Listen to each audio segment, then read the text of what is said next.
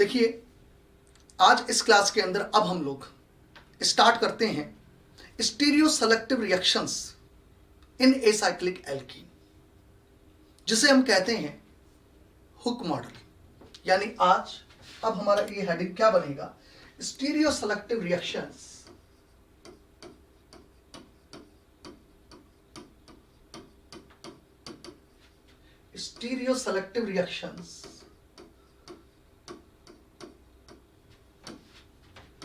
in acyclic alkene।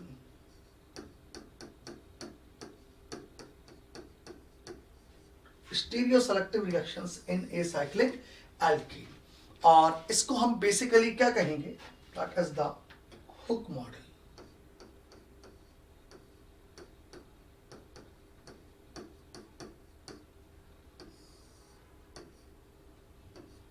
Okay, ये हम लोगों को आज के इस क्लास के अंदर करना है। देखो समझिएगा, इसका मतलब क्या है।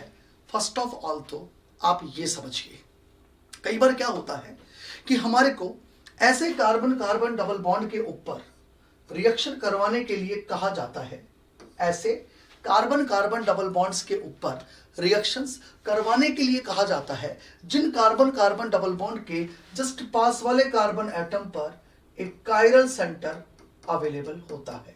That means R1, R2, R3, और हमारे को कहा जाता है कि इस कार्बन कार्बन डबल बॉन्ड पर रिएक्शन करवाइए। मतलब MCPBA दे दिया गया हमारे को, ये लीजिए, हमारे को MCPBA दे दिया गया। अब हमारे को ये डिसीजन लेना है कि ये MCPBA जब यहाँ इपॉक्सीडेशन करेगा तो वो वेज पर करेगा या डैश पर करेगा, वो कौन सा इपॉक्साइड बनाएगा, ये हमारे को पता लगाना आना चाहिए। या मैं ये कह दूं कि मान लीजिए मैं आपको कुछ इस प्रकार का कंपाउंड दे दूं, कुछ इस प्रकार का, समझना।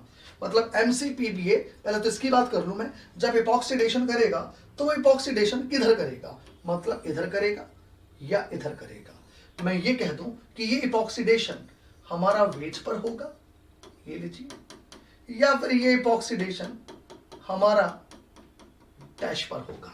हमारे को एक्चुअली ये चीज पता करनी आनी चाहिए। ये आप हुक मॉडल की हेल्प से आइडेंटिफाई कर सकते हैं। या मैं ये कह दूं कि मान लीजिए हमारे को कुछ इस प्रकार का केस बना के दे दे, हमें कुछ इस प्रकार का केस बना के दे दे,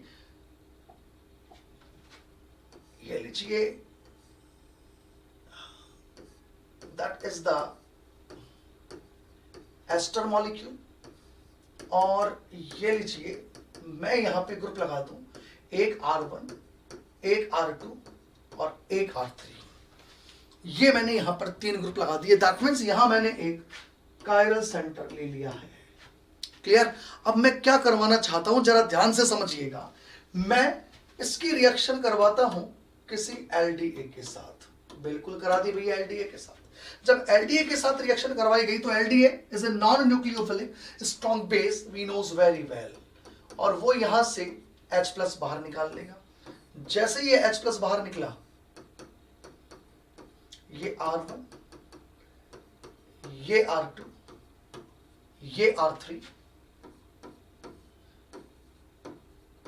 और यहां पर ये नेगेटिव चार्ज आ चुका है, यानी नेगेटिव चार्ज स्पीशीज आ गई। करेक्ट। यानी कि आपने यहां एक न्यूक्लियोफाइल जनरेट कर लिया। अब न्यूक्लियोफाइल जनरेट करने के बाद आपको पता है ये negative charge is involve in resonance, ये नेगेटिव चार्ज रेजोनेंस में इन्वॉल्व भी होगा, वी नोज वेरी वेल। अगर ये रेजोनेंस में इन्वॉल्व हुआ, चलिए इसको मैंने इस प्रकार से लिख दिया, ये O-, ये OET, करेक्ट। यहां से ये R3, ये R1 और ये R2 ग्रुप।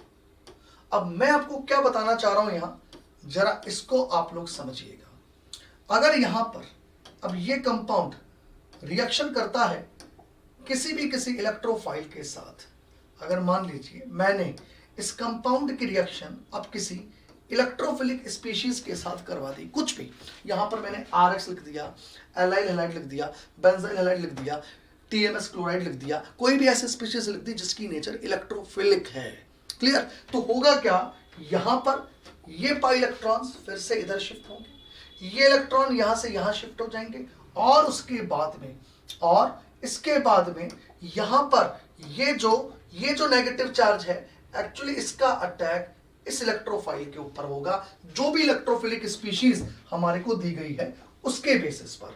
और जैसे आप ये स्टेप करवाओगे, देखेंगे ये आपका एस्टर हो गया, यहां पे ग्रुप वही R3 होगा, यहां ग्रुप वही R2 होगा, यहां वही R1 होगा, और यहां पर जो भी ये इलेक्ट्रोफाइल आया है, हमें यही देखना है कि एक्चुअली ये इलेक्ट्रोफाइल वेज पर आएगा या फिर डैश पर आएगा।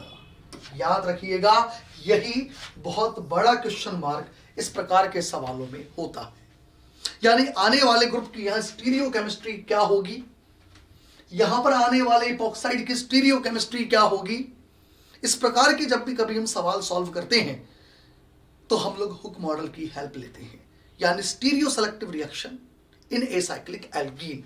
ये एल्कीन ऑलरेडी थी और यहां पर हमने अल्कीन यानी carbon carbon double bond H+ को बाहर निकाल के फिर बना लिया, तो कंसेप्ट वही चलेगा यहां पर भी जो यहां चलेगा, और इस कंसेप्ट को हम कहते हैं हुक मॉडल। और यही हुक मॉडल अब हमें आज के इस क्लास के अंदर समझना है।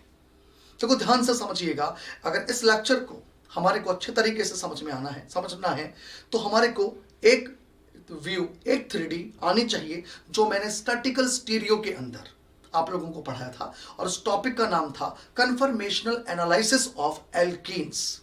एल्कीन्स की कन्फर्मेशनल एनालिसिस और कार्बोनाइल्स की कन्फर्मेशनल एनालिसिस मैंने आप लोगों को पढ़ाई है। आप आराम से यूट्यूब पर लेक्चर पढ़ा हुआ है, उस पर देख सकते हो। तो पहले उसको समझना है, अगर वो चीज़ हमारे टच में नहीं है, उसके बाद आप यहाँ पर इस टॉपिक को समझेंगे, आपको कहीं परेशानी नहीं आएगी। क्लियर? हाँ, स्टैटिकल स्टीरियो कंसेप्ट हमारा पूरा क्लियर होना चाहिए।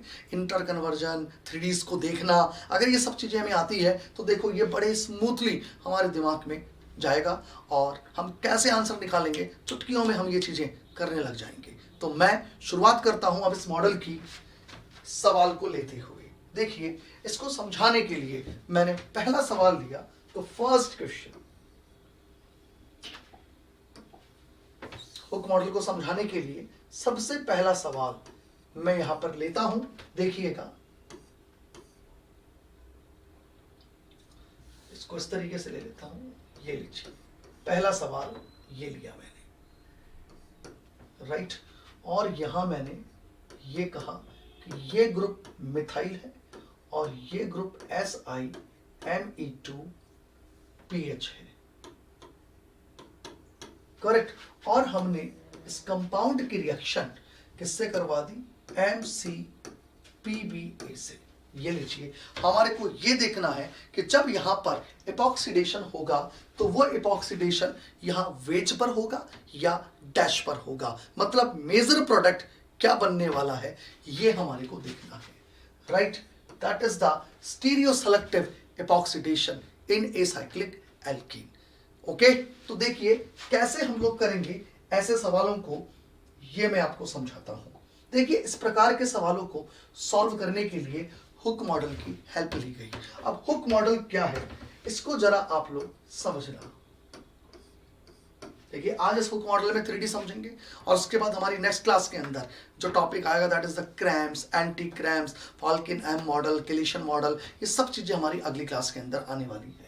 ओके, तो SiMe2PH, Me ग्रुप, ये सब इस कायरल सेंटर पर लगे हुए हैं, और हमें इस कार्बन कार्बन डबल बॉन्ड पर McPba के द्वारा इपॉक्सीडेशन करवाना है, और उस इपॉक्साइड का स्टीरियो केमिस्ट्री पता करना है। अगर इस स्टीरियो केमिस्ट्री को पता करना है तो इस एल्कीन को एक बड़े ही स्पेसिफिक तरीके से हमें अज्यूम करना पड़ेगा, और वो अज्यूम करना मैंने आपको सिखाया था जब मैंने कन्फर्मेशनल एनालिसिस ऑफ एल्कीन में बताया था। दो प्रकार से एग्जिस्ट कर सकती है, एक एक्लिप्स्ड और एक बाइसेक्ट। मैं इसका एक्लिप्स्ड फॉर्म ड्रॉ करूंगा। एक्लिप्स्ड फॉर्म ड्रॉ मैं कुछ इस प्रकार से करूंगा, जरा देखेंगे। ये कार्बन कार्बन डबल बॉन्ड, और ये यहां पर मिथाइल ग्रुप, ये एल्कीन का हाइड्रोजन, ये भी इस एल्कीन का हाइड्रोजन, और यहां पर ये जो एल्कीन है इस वाले कायरल सेंटर वाले रखने वाला ये कार्बन है। यहां पर कौन है? कायरल सेंटर, ये वाला।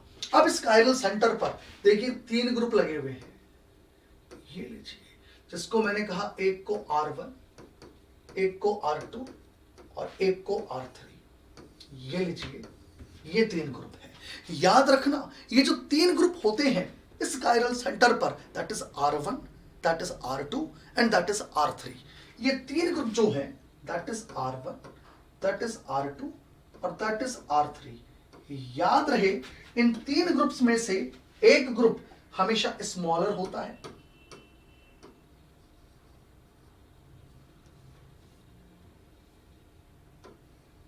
एक ग्रुप मीडियम होता है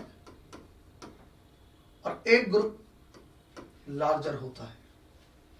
आई बात समझ में? या मैं ये कह दूं, है ना, चलो ठीक है, एक स्मॉलर होता है, एक मीडियम होता है और एक लार्जर होता है। ये ध्यान रखिएगा आप लोग। अब हम ये जो 3 प्रकार के ग्रुप्स हैं इनमें से याद रखना, हमेशा हमेशा इस बात को ध्यान रखना कि ये तो ग्रुप यहां लगा दिया आपने मिथाइल, ये H है ही, ये H है ही। एक चीज हमेशा याद रखना कि एक तो ये एल्कीन हमेशा आप एक्लिप्स्ड फॉर्म के अंदर ड्रॉ करना। एक्लिप्स्ड और बाइसेक्ट 2 चीजें बताई थी। अगर प्लेन ऑफ द पेपर वाला बॉन्ड इधर बना दिया तो that is the eclipsed form, okay. और अगर प्लेन ऑफ द पेपर वाला ये बॉन्ड आपने ऐसे बना लिया तो that is the bisect form. ये मैंने आपको सिखाया है, मैं इनका जिक्र दोबारा नहीं करूंगा, ये आपको वीडियो के अंदर मिल जाएगा, आप उस लेक्चर को रिवाइज करो, ओके। मैं यहां पर इसका एक्लिप्स्ड फॉर्म ड्रॉ करूंगा जिसमें प्लेन ऑफ द पेपर वाला बॉन्ड इस तरफ रहेगा और ये लीजिए ये वेज और डैश रहेगा। पहली चीज एक्लिप्स्ड फॉर्म ड्रॉ होगी। अब एक्लिप्स्ड फॉर्म ड्रॉ होने के बाद यहां पर ग्रुप्स कैसे लगाए जाएंगे ये हमारे को देखना है। तो याद रखिएगा यहां पर जब ग्रुप्स लगाए जाते हैं तो इस जगह हमेशा स्मॉलर ग्रुप लगाया जाता है। यहां ऑलवेज स्मॉलर ग्रुप लगाया जाता है। हमेशा स्मॉलर ग्रुप यहां पे रख दो, बिना सोचे बिना समझे स्मॉलर ग्रुप को यहां पे रखो। आपको तो मेजर प्रोडक्ट निकालना है ना, तो स्मॉलर ग्रुप को हमेशा यहां पर रखो। आ गई बात समझ में? जब आप स्मॉलर ग्रुप को यहां पर रखोगे तो बाकी के 2 ग्रुप अब कहां कहां रखे जाएंगे हम जानते हैं। बाकी के 2 ग्रुप एक यहां और एक यहां रखा जाएगा। अब आप ये कहोगे कि कौन से ग्रुप को यहां रखें, कौन से ग्रुप को यहां रखें, ये इस बात पे डिपेंड करेगा कि एक्चुअली आपको 3D क्या दी गई है। That means depends according to stereo. आपको यहां और यहां कौन सा ग्रुप रखना है वो आप अकॉर्डिंग टू स्टीरियो रखोगे। क्या कह दिया मैंने? अकॉर्डिंग टू स्टीरियो रखोगे यहां पर और यहां पर जो ग्रुप आएंगे, ओके, वो ग्रुप अकॉर्डिंग टू स्टीरियो रखे जाएंगे। अब क्या मतलब है अकॉर्डिंग टू स्टीरियो से? इसको समझाने के लिए मैं इसकी 3D को एक बार सेट करता हूं, देखेंगे आप लोग। मैं इसकी 3D को सेट कर रहा हूं, आपको ये बातें समझाने के लिए आप लोग समझेंगे। देखो क्या किया है मैंने सबसे पहले इस एल्कीन को इस प्रकार से लिख दिया। यहां पर ये मिथाइल ग्रुप है, यहां पर ये H है, ये लीजिए एक ये H है। Is it clear? ये हो गया। अब मैं क्या कह रहा हूं जरा देखना, ये स्मॉलर ग्रुप आपने यहां पे लगा लिया है। ये लीजिए this one is the smaller group. ये स्मॉलर ग्रुप आप यहां लगा चुके हो बिकॉज यहां एक स्मॉलर ग्रुप H अवेलेबल था, करेक्ट। अब ये H लगाने के बाद अब आप मुझे ये बताइए, ये एक वेज है और ये एक डैश है, करेक्ट। यहां पर कौन सा वेज कौन सा डैश लगाया जाएगा हमें ये देखना है। उसके लिए सबसे बढ़िया तरीका बताता हूं, आपको यहां एक RS निकालना पड़ेगा। यहां इस कायरल सेंटर का आप RS निकाल दीजिए। जब आप RS निकालेंगे इस कायरल सेंटर का, 1 नंबर प्रायोरिटी सिलिकॉन ले रहा है, 2 नंबर प्रायोरिटी ये वाला कार्बन ले रहा है, 3 नंबर प्रायोरिटी ये ले रहा है और 4 नंबर प्रायोरिटी ये हाइड्रोजन ले रहा है। अब 1 नंबर से 2 नंबर और 2 नंबर से 3 नंबर ये आप मूव करते हो तो इस कायरल सेंटर का कॉन्फ़िगरेशन क्या आ रहा है? R। क्लॉकवाइज मूवमेंट है R। लोएस्ट प्रायोरिटी वाला वे फ्रॉम द व्यूअर है, हमें कहीं कोई दिक्कत नहीं है।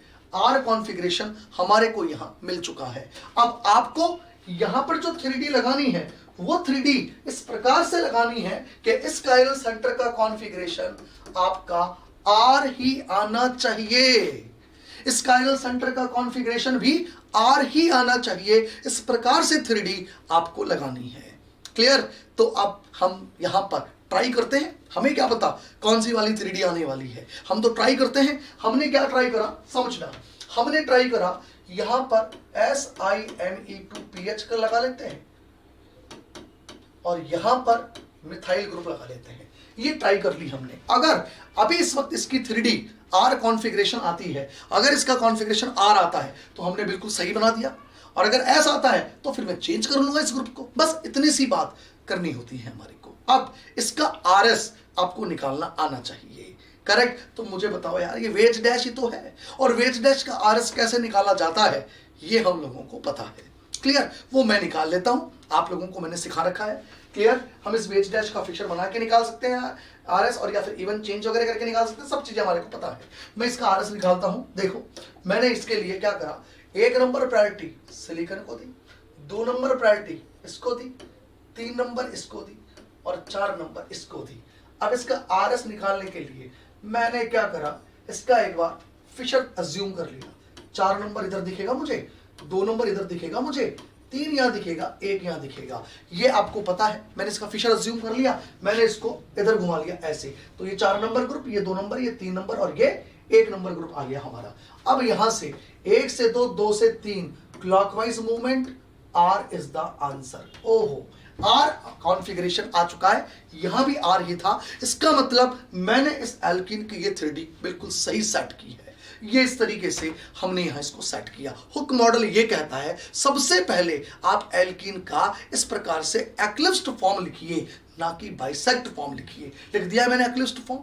क्लियर? अब इसको अज्यूम कैसे कर रहा हूं ये भी तो समझ में आना चाहिए ना, इसको अज्यूम कैसे किया जा रहा है, ये बहुत गजब की चीज है। जरा देखेंगे, ये अज्यूम ऐसे हो रही है, जरा आप देखें, ये कार्बन कार्बन डबल बॉन्ड, देखना देखना, ये कार्बन कार्बन डबल बॉन्ड जिसकी दोनों हाइड्रोजन नीचे की तरफ है, जिसकी एक मिथाइल ऊपर की तरफ है, ये वाला कार्बन ऊपर की तरफ है, प्लेन वाला इधर की तरफ है, एक ग्रुप आपकी तरफ है और एक ग्रुप मेरी तरफ है। ऐसे इसकी विजुअलाइजेशन है, समझ रहे हो? यानी ये सब फ्लैट है, ये सब प्लेन में है। ये दोनों कार्बन, ये H, ये मिथाइल, ये कार्बन, ये H, और एक वेज पर सिलिकॉन और डैश पे एमी ग्रुप है। इस तरीके से इसको अभी अज्यूम किया जा रहा है। क्लियर? अब आप लगाओ, देखो इसको ध्यान से और मुझे बताओ कि कौन सी फेस मोर क्राउडेड है। बताइए, सामने की तरफ सिलिकॉन Me2PH है, गजब का बल्कि ग्रुप सामने की तरफ आपको दिखाई दे रहा है, पीछे की तरफ मिथाइल छोटा सा ग्रुप दिखाई दे रहा है। तो बताइए ये MCPBA किधर से अप्रोच करेगा? ये MCPBA सामने से अप्रोच करेगा या पीछे से अप्रोच करेगा? मतलब अगर MCPBA को यहां अप्रोच करना है तो उसकी बेटर साइड अप्रोच करने की कौन सी होगी? Towards the more crowded side या फिर लेस क्राउडेड साइड? तो हम कहेंगे less crowded side, because more crowded side की तरफ स्टेरिक रिपल्शन होगा, MCPBA अप्रोच नहीं कर पाएगा आसानी से। यानी सामने की तरफ से जब MCPBA अप्रोच करेगा वो माइनर प्रोडक्ट होगा, और पीछे की तरफ से जो अप्रोच करेगा वो मेजर प्रोडक्ट होगा। इसका मतलब मैं यहां पर जब MCPBA जब लूंगा, ये लीजिए, ये MCPBA जब मैं लूंगा तो यहां देखिए 2 प्रकार के प्रोडक्ट बनेंगे। एक ये इपॉक्साइड मिलेगा, ये लीजिए, ये Me है ही, और यहां से ये लीजिए, this one is the H, ये लीजिए, और मैंने यहां SiMe2PH लगा दिया और ये Ma लगा दी। एक इपॉक्साइड तो ये मिलेगा हमारे को। This one is the major product. याद रहे, ये इपॉक्साइड मेजर प्रोडक्ट है। आ गई बात समझ में? और एक इपॉक्साइड इसके अंदर वेज वाला भी मिलेगा, वो माइनर प्रोडक्ट होगा। ये याद रहे, एक इपॉक्साइड ये होगा, बट ये माइनर प्रोडक्ट है, ये ध्यान रहे आप लोगों को।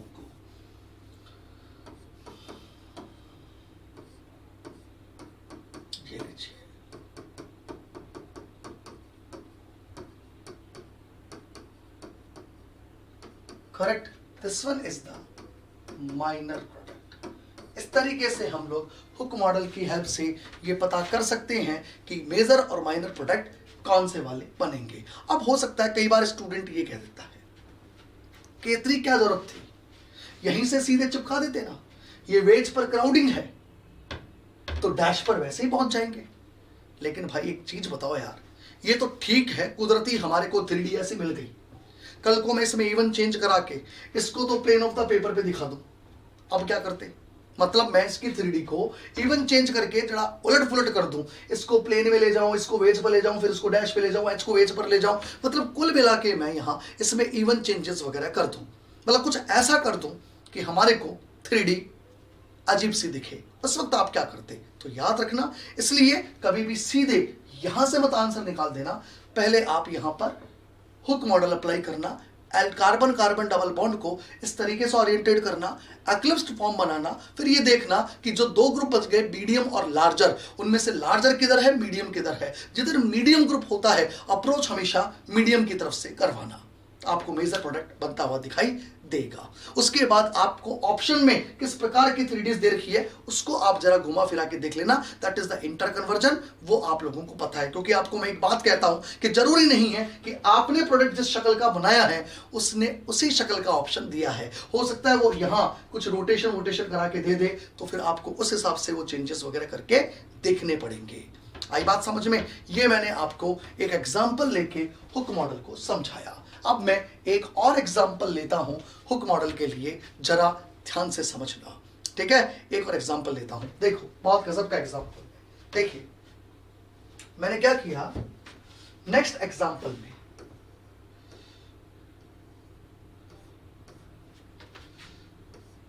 मैंने ये एल्कीन ली, ये लीजिए, और यहां ये लीजिए,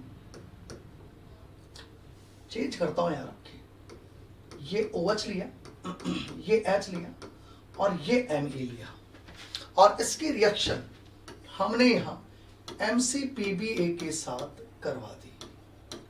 अब हमें देखना है एपॉक्साइड किधर बनने वाला है।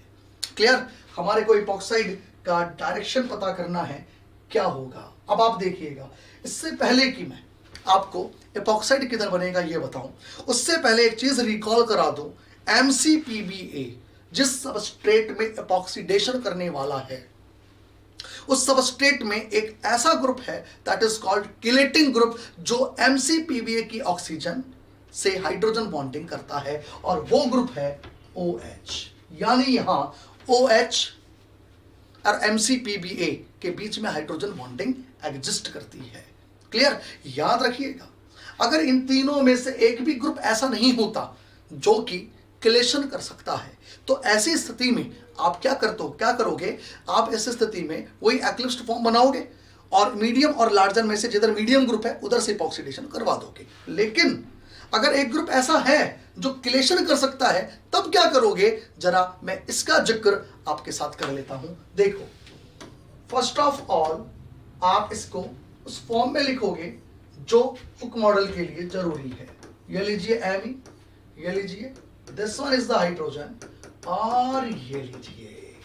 करेक्ट? अब ये 3D क्या होगी ये पता करने के लिए वही RS कॉन्फ़िगरेशन का हेल्प लेना पड़ेगा हमारे को। तो देखिए RS कॉन्फ़िगरेशन का जरा हेल्प लेते हैं। 1 नंबर इसको दिया जाएगा, 2 नंबर इसको दिया जाएगा, 3 इसको दिया जाएगा, 4 इसको दिया जाएगा, 1 से 2, 2 से 3 एंटी क्लॉकवाइज का मतलब S कॉन्फ़िगरेशन। करेक्ट? अब हमारे को यहां देखना है क्या बनने वाला है, क्या 3D हमारे को यहां लगानी है। S कॉन्फ़िगरेशन के बेसिस पर 3D सेट करनी पड़ेगी। मान लेते हैं कि मैंने यहां OH और ये Me ऐसा लगा दिया, मान लेते हैं ना, मानने में क्या है। क्लियर? अब यहां पर मैं प्रायोरिटी जरा दे लेता हूं। प्रायोरिटी क्या रहेगी, ये आपका 1 नंबर है, ये आपका 2 नंबर है, ये आपका 3 नंबर है, और ये आपका 4 नंबर है। RS की जरा चर्चा कर लेते हैं। RS की चर्चा करोगे तो ये 4 आएगा, ये 2 आएगा, ये 3 आ रहा है, ये 1 नंबर आ रहा है। क्लियर? ये 1 2 3 4 आ गया। लेकिन आप जब इससे RS निकालते हो 1 2 3, तो ये तो R कॉन्फ़िगरेशन आ गया भाई। इसका मतलब हमसे 3D ये नहीं, गलत लग गई है, हमारे को चेंज करनी पड़ेगी 3D, क्योंकि हमने तो आइडिया लगाया था। क्लियर? तो अब मैं यहाँ पर 3D इसकी चेंज कर लेता हूँ। अब कि मैंने 3D से पता करा कि ये गलत लग गई, इसका मतलब OH और ME की 3D को चेंज कर दो।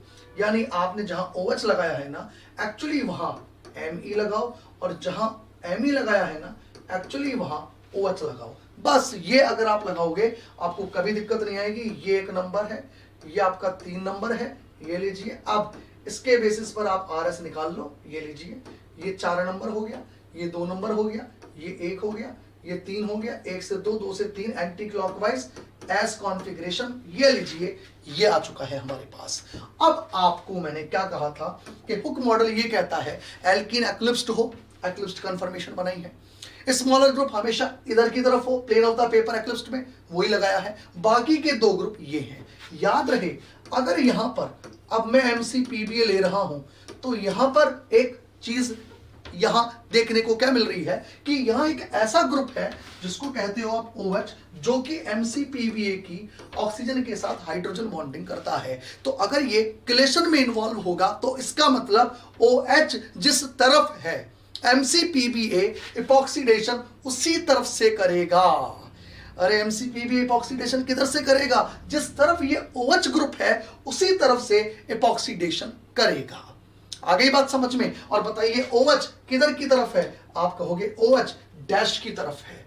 इसका मतलब क्या हुआ? इसका मतलब ये हुआ कि हमें इपॉक्सीडेशन डैश पे करवाना है। ये लीजिए, this one is the major product. ये लीजिए। तो अब आप देखो, हुक मॉडल की जरूरत पड़ी ना, बिकॉज मैंने OH plane of the paper पे लगा दिया था। आगे मेरी बात समझ में? तो आपको मैं यही चीज कहना चाह रहा हूं। बाकी आप ये ग्रुप ऐसे लगा लीजिए, ये लीजिए ME। आपने आंसर निकाल लिया, दैट्स गुड। लेकिन मैंने क्या बोला, जरूरी नहीं है वहां ऑप्शन में आपको बिल्कुल ऐसी शक्ल का ऑप्शन दिख रहा हो सकता है वो यहाँ कुछ रोटेशन वगैरह करा के दे रहा हो, तो वो जरूर आप लोग चेक कर लीजिएगा। उसके अकॉर्डिंग आप अपने कंपाउंड को उस कंपाउंड से मैच कर लेना। वो मैचिंग करनी आपको सिखाई मैंने, that is called inter conversion of configuration. अगर हमारे को कोई एक फॉर्म गिवन है और हमें उसी का ऑल्टरनेटिव फॉर्म दूसरा कुछ ऑप्शन में दिया है, तो हम इंटर कन्वर्जन कैसे करते हैं ये सब कुछ हम लोगों को पता है। इसका भी मैं एक एग्जांपल भी लेके बताऊंगा आपको, ताकि आपको बात और भी बेहतर तरीके से समझ में आएगी। पहले तो ये बताओ, ये सेकंड एग्जांपल जो मैंने आपको बताया वो समझ में आ गया क्या? उतारेंगे आप लोग। देखो ध्यान रखना, मैंने इसे ही क्यों बनाया है यहां पर पे, क्योंकि मैं यहां एल्कीन की बहुत सारी कन्फर्मर्स ड्रॉ कर सकता हूं।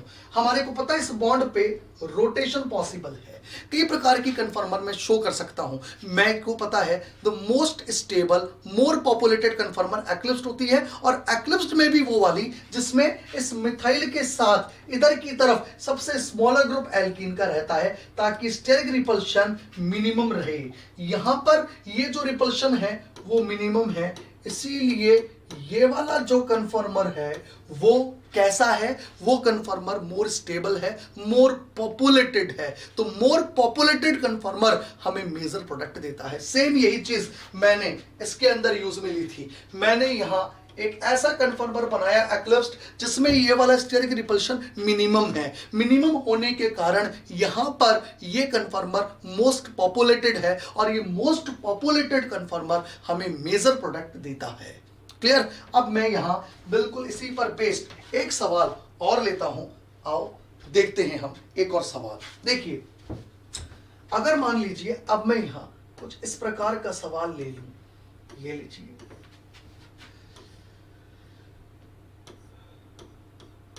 ये लीजिए, ये मैंने यहां एक एस्टर मॉलिक्यूल ले लिया, ठीक है, ओके। या चलिए इसको ऐसे बना लो,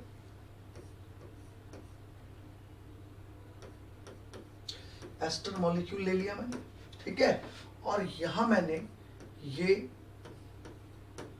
मिथाइल ग्रुप ले लिया, और यहां मैंने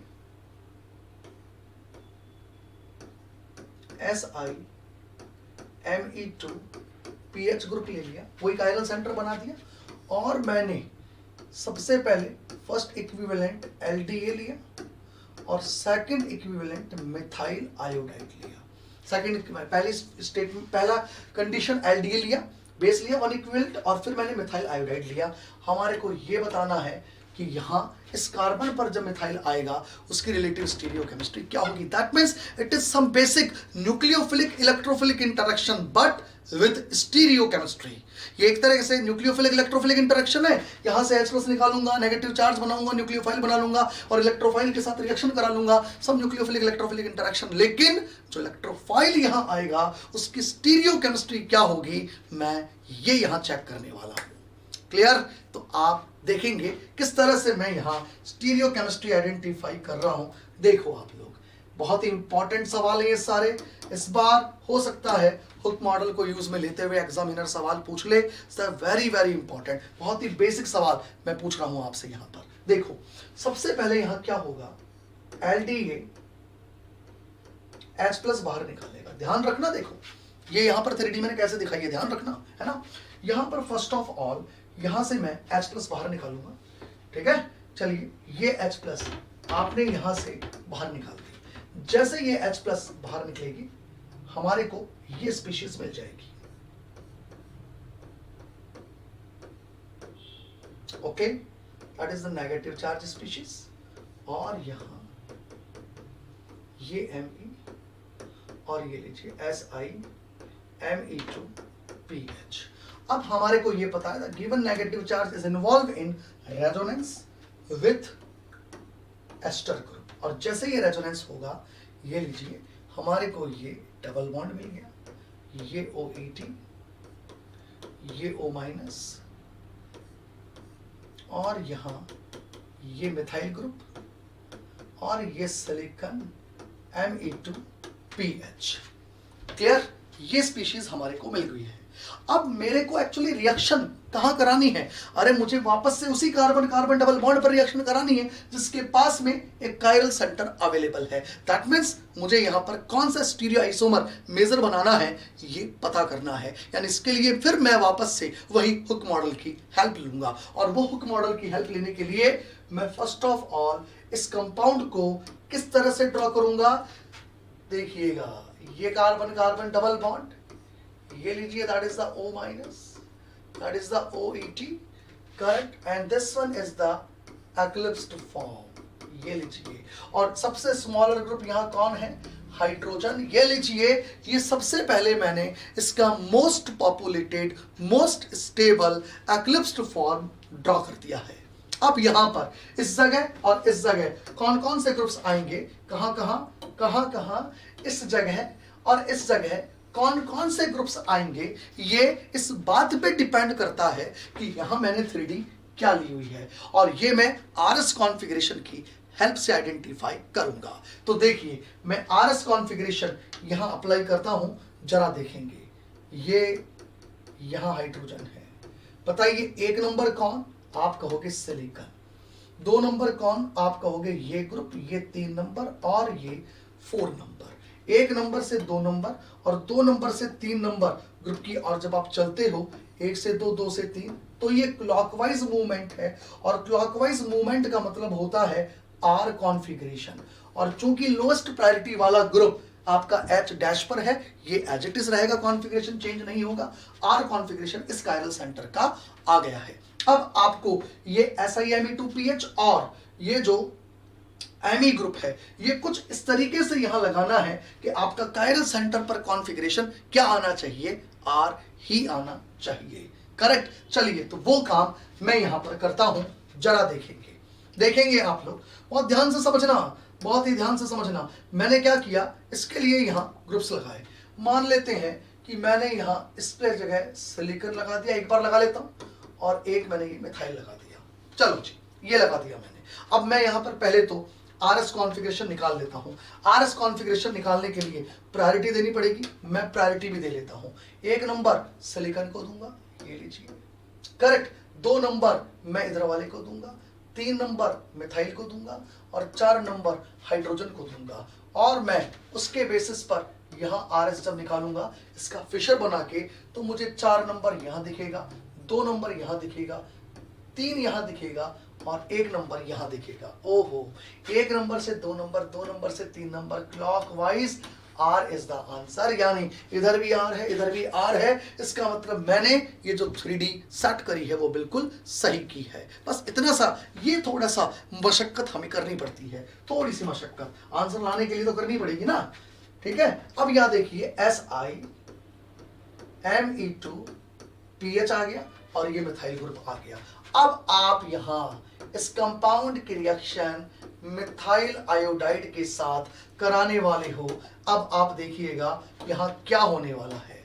देखो ये इलेक्ट्रॉन्स यहां से यहां आएंगे, ये इलेक्ट्रॉन्स यहां से यहां आ जाएंगे। उसके बाद ये जो नेगेटिव चार्ज है, ये नेगेटिव चार्ज, इसका न्यूक्लियोफिलिक अटैक यहां होगा और ये आयोडाइड बाहर निकल जाएगा। लीजिए, there is some basic nucleophilic electrophilic interaction but with stereochemistry. Clear? अब वो स्टीरियोकेमिस्ट्री क्या होगी यही तो देखना है।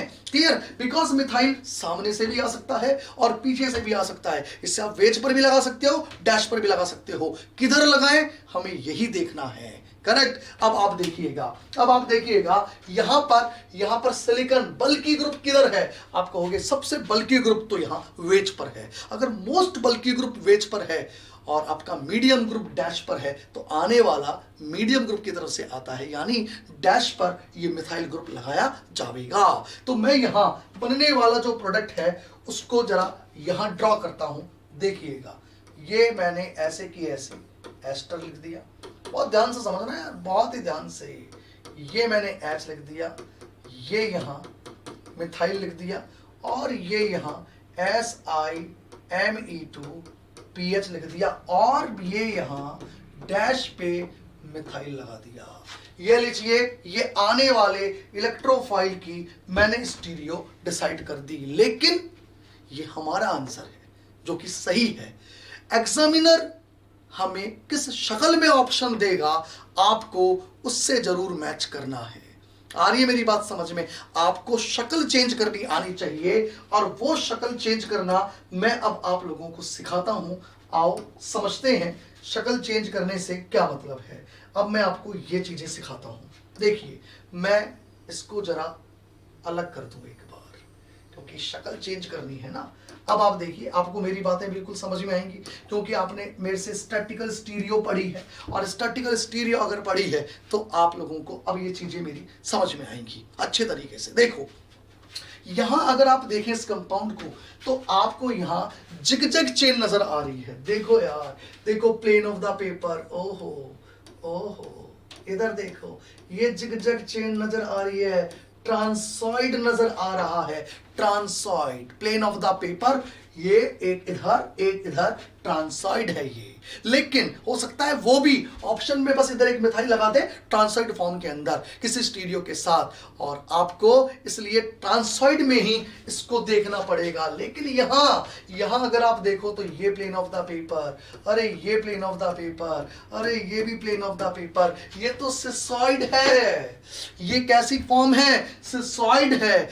आपको सिसॉइड में ही वहां शक्ल में मिलेगा, कभी नहीं हो सकता। यकीन मानना, आपको मैक्सिमम केसेस में ट्रांसॉइड में ही आपको अपना आंसर मिलेगा। करेक्ट? तो यहां सिसॉइड है, ये ट्रांसॉइड है, तो पहले ट्रांसॉइड में तो लाओ यार इसको, क्योंकि ट्रांसॉइड से आपको शक्ल मैच करनी पड़ेगी। ट्रांसॉइड सिसॉइड का मतलब आप समझ गए, प्लेन ऑफ द पेपर वाले बॉन्ड अगर सेम साइड होते हैं तो cisoid, plane of the paper वाले बॉन्ड अगर ऑपोजिट साइड होते हैं तो ट्रांसॉइड। यहां ये सेम साइड है, प्लेन ऑफ द पेपर वाले बॉन्ड सिसॉइड, यहां ऑपोजिट साइड है ट्रांसॉइड, तो मैं इसको ट्रांसॉइड में कन्वर्ट करता हूं। लेकिन ट्रांसॉइड की जरा इसकी शक्ल देखो, इसकी शक्ल देखो, ये ट्रांसॉइड ऐसा है यार, ऐसा है, देखो ऐसा है, ये ट्रांसॉइड ऐसा है, तो आपका भी ट्रांसॉइड ऐसा ही दिखना चाहिए। तो बिल्कुल देखो ऐसा दिखेगा। ऐसा दिखाने के लिए मैं इसको थोड़ा सा यूं घुमाऊं, ऐसे घुमाऊं, थोड़ा सा ऐसे घुमाया, थोड़ा सा ऐसे घुमाया तो ये मुझे एच नजर आया, थोड़ा सा मैंने ऐसे घुमाया तो ये मुझे वेज पर SiMe2PH नजर आया। करेक्ट, थोड़ा सा इसको ऐसे घुमाया, ये मुझे डैश पे ये नजर आया, राइट, ये तो हो गया। लेकिन मैंने थोड़ा सा जब ऐसे घुमाया तो एक्चुअली ये वाला ये मुझे ऐसे नजर आया, थोड़ा सा ऐसे घुमाने से, थोड़ा सा ऐसे घुमाने से ये मुझे ऐसे नजर आया। तो मैं क्या करूं, मैं देखो ध्यान रहे, मैं इसको पहले तो थोड़ा सा ऐसे घुमा रहा हूं, थोड़ा सा ऐसे घुमाया, तो ये लीजिए, एक बार तो थोड़ा सा ऐसे घुमा लो यार, क्या फर्क पड़ता है, ये लीजिए, ये हुआ, ये थोड़ा सा ऐसे घुमाने से आपको ये मिल गया। अब आप क्या करोगे, थोड़ा सा ऐसा घुमाने के बाद अब आप यहां इस वाले कार्बन को रोटेट कर दो नीचे की तरफ। जब आप इसको रोटेट करोगे, ये आपका H ऐसे ही रहेगा, ये वेज पर आपका SiMe2PH ही रहेगा, डैश पे M ही रहेगा, और ये COOT आपका जब नीचे की तरफ आएगा रोटेट होके तो Me वेज पर आ जाएगा। Me कहां आ जाएगा, वेज पर आ जाएगा। और आप ध्यान से देखो, यही 3D अब आपको इस फॉर्मेट में दिख रही है। फिर हो सकता है आप में से कोई ये सोचे यार ऐसे कैसे हुआ, यहां तो प्लेन ऑफ द पेपर पे H है, वहां प्लेन ऑफ द पेपर पे सिलिकॉन है। तो कोई बात नहीं यार, इवन चेंजेस वगैरह कर लो। इधर देखो, ये प्लेन में चला गया तो H वेज पर आ गया, फिर H डैश पे चला गया तो Me वेज पर आ गया, तो ये आपको बिल्कुल वैसा का वैसा ही दिखाई देगा, है ना। अरे मैंने क्या बोला समझना। आप हो सकता है ये सोच लो, तो सोचने का क्या है, कुछ भी सोच सकता है, हमारे को सोचने समझने का पूरा अधिकार है ना। इधर देखो, आप सोच रहे होंगे इसको तो सर ने देखा ही नहीं, इसको तो देखा ही नहीं। देखा है भाई, देखा है। एक्चुअली ये 3D और ये 3D सेम है, ये दिख रही है आपको अलग है लेकिन है सेम।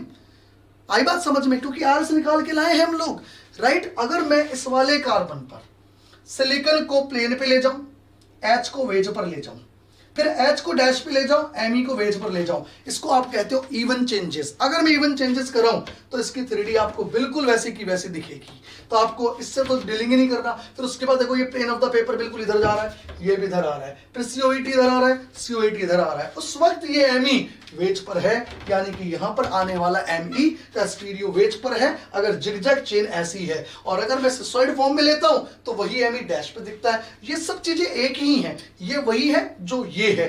मैंने क्या बोला, हमने क्या बनाया है ये मायने नहीं रखता, क्योंकि हमारा आंसर तो हमेशा ऐसे आएगा, इस फॉर्मेट में आएगा। आपको ऑप्शन के अनुसार उस ऑप्शन को, उस आंसर को चेंज करना आना चाहिए, that is called inter conversion. और इसी के लिए, इन्हीं चीजों के लिए हमने स्टैटिकल स्टीरियो के अंदर इंटर कन्वर्जन इन कॉन्फ़िगरेशंस को पढ़ा था। आपको ये इंटर कन्वर्जन्स करने आने चाहिए, करेक्ट। तो इस तरीके से आपने देखा कि कार्बन कार्बन डबल बॉन्ड जब भी कभी किसी एसाइक्लिक सिस्टम के अंदर होता है तो वहां स्टीरियो सेलेक्टिविटी कैसे निकाली जाती है, that is the by the help of the Houk model.